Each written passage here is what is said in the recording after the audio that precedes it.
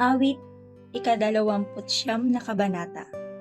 Ang tinig ni Yahweh sa gitna ng unos. Purihin ang Panginoon ninyong banal na nilalang, pagkat siya ay dakila't marangal ang kanyang ngalan. Si Yahweh ay dakilain, purihin ang Diyos na banal. Yumuko ang bawat isa kapag siya ay dumatal. Sa gitna ng karagatan, tinig niya'y naririnig.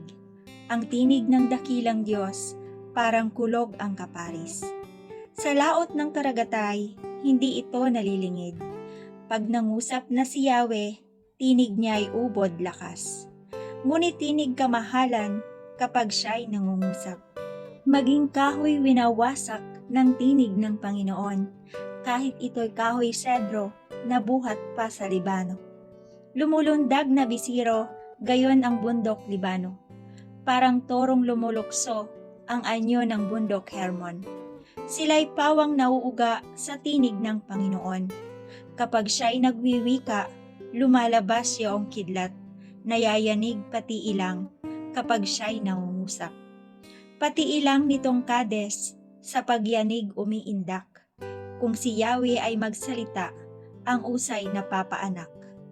Ang dahon ng kakahuyay parang nalalagas.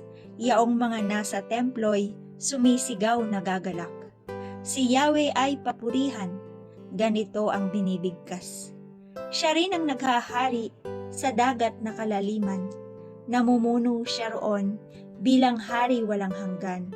Si Yahweh ang nagbibigay ng lakas sa mga hirang, at siya ring nagpapala upang sila'y matiwasay.